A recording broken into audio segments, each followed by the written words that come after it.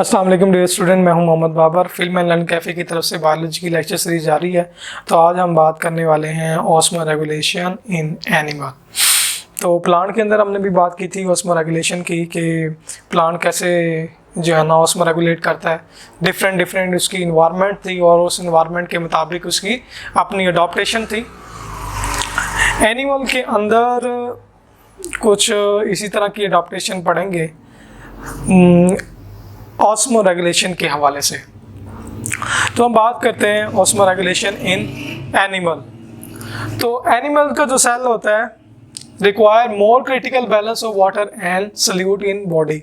तो एनिमल के सेल को भी एक स्पेशल काइंड ऑफ क्या चाहिए, वाटर बैलेंस और सल्यूट बैलेंस चाहिए, कि एनिमल्स को एक स्पेशल टाइप ऑफ सल्यूट और वाटर बैलेंस उसकी बॉडी के अंदर उसकी जो है ना नीड है। तो बेसिक नीड्स ना तो उसे अबव सॉल्ट चाहिए ना ही अबव वाटर चाहिए। Water continuously leaves and enter into the animal cell. Water जो होता है एनिमल्स के अंदर, जो स्पेशली किसके अंदर रहते हैं, वाटर के अंदर रहते हैं, लगातार क्या है उसको ज़रूरत है कि पानी को अंदर भी लेकर जाए, बाहर भी लेके आए। इसी तरह सॉल्ट का बैलेंस भी उसने जो है ना, इसी तरह अगर अंदर उसकी सॉल्ट की कंसंट्रेशन कम है तो बाहर से वो सॉल्ट की कंसंट्रेशन को पूरा करे। The quantity of water and solute kept in balance. तो अभी हम बैलेंस की बात कर रहे हैं कि हमारे पास क्या होनी चाहिए, एक क्वांटिटी में वाटर और सल्यूट क्या हो, बैलेंस हो। तो जो एनिमल्स अपने आप को एक क्वांटिटी के अंदर, एक स्पेसिफिक अमाउंट के अंदर अपनी वाटर और सॉल्ट की बैलेंस को मेंटेन करते हैं, तो उन एनिमल्स को दो नाम दिए जाते हैं। एक एनिमल्स ऐसे होते हैं जिन्हें सॉल्ट या वाटर को एक्सचेंज करवाने की ज़रूरत नहीं होती, वो आइसोटोनिक कंडीशन में होते हैं। तो ऐसी इन्वायरमेंट जो आइसोटोनिक हो उस एनिमल्स के लिए, तो उसको हम कहते हैं ये ऑस्मो कन्फर्मर एनिमल्स हैं, जिनको ऑस्मो रेगुलेशन की ज़रूरत नहीं है, क्योंकि उसकी कंडीशन क्या है, आइसोटोनिक है। जिस तरह आप समझें कि ये एक एनिमल है, एनिमल का सेल है, इसके अंदर सॉल्ट और वाटर की कंसंट्रेशन क्या है, इक्वल है। और यहाँ बाहर इन्वायरमेंट के अंदर भी सॉल्ट की कंसंट्रेशन और वाटर की कंसंट्रेशन क्या है, इक्वल है। तो ऐसी कंडीशन को हम क्या बोलते हैं, ऐसी कंडीशन को हम बोलते हैं आइसोटोनिक कंडीशन। तो ऐसी आइसोटोनिक कंडीशन जिसके अंदर वाटर और सॉल्ट का बैलेंस क्या हो, मेंटेन हो, तो ऐसे एनिमल जो इस इन्वायरमेंट में रह रहा होगा उस एनिमल को हम कहेंगे कि ये एनिमल कौन सा है, ये एनिमल जो है ऑस्मो कन्फर्मर है। ऑस्मो कन्फर्मर, ठीक है। यानी ऑस्मो का मतलब है ऑस्मोटिक प्रेशर या वाटर्स, और कन्फर्मर का मतलब है कि जिन्हें ज़रूरत नहीं है, जो ऑलरेडी ऑस्मो रेगुलेट हैं, उनको ज़रूरत नहीं है। तो बाय डेफिनेशन हम पढ़ लेते हैं। Animal body fluids are kept isotonic even for marine. अच्छा, तो लाजमी नहीं है कि ये फ्रेश वाटर का ही एनिमल्स हो, वो मेरीन वाटर का भी एनिमल हो सकता है। अगर मेरीन आपको पता है मेरीन वाटर की जो कंसंट्रेशन है वो हाइपरटोनिक कंडीशन होती है। इट्स मीन के वो जो एनिमल हाइपरटोनिक कंडीशन में रह रहा है वो खुद भी हाइपरटोनिक है। तो ये भी एक आइसोटोनिक है जिसमें सॉल्ट और वाटर की सल्यूट अंदर और बाहर क्या है, इक्वल है। तो वो आइसोटोनिक फ्रेश वाटर के लिहाज से भी हो सकता है और मेरीन वाटर के लिहाज से भी हो सकता है। अच्छा, तो उसके बाद ये ऑस्मो कन्फर्मर की एग्जांपल जो है वो हॉग फिशेस हैं और सम इनवर्टिब्रेट। कुछ जो हैं हॉग फिशेस हैं और कुछ इनवर्टिब्रेट फिशेस।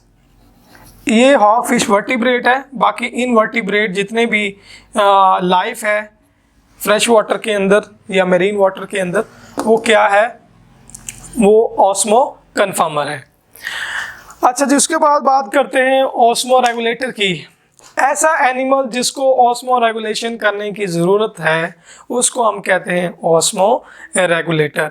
बाय डेफिनेशन देखते हैं, एनिमल्स हुज बॉडी फ्लूइड्स, ऐसा एनिमल जिसका बॉडी फ्लूइड क्या हो, कंसंट्रेटेड हो, उसका बॉडी फ्लूइड अंदर उसकी इंटरनल एनवायरनमेंट क्या हो, कंसंट्रेटेड हो, डिफरेंट आउटसाइड इन्वायरमेंट से, इन्वायरमेंट से क्या हो, डिफरेंट हो।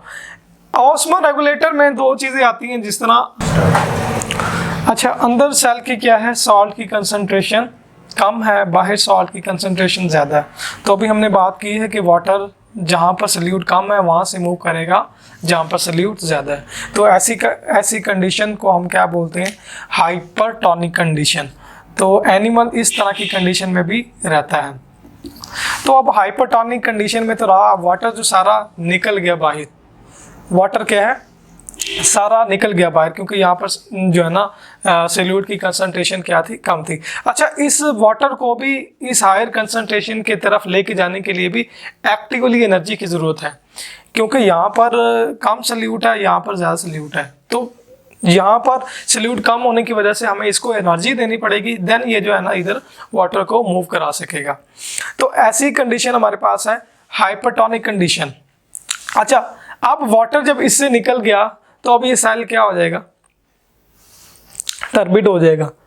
तो सेल जब टर्बिड होने की कोशिश करेगा तो ऐसी कंडीशन से बचने के लिए एनिमल क्या करेगा कि जितना वाटर उसने लॉस किया उतना ही वाटर क्या कर लेगा, दोबारा ऑब्जॉर्व कर लेगा इन्वायरमेंट से।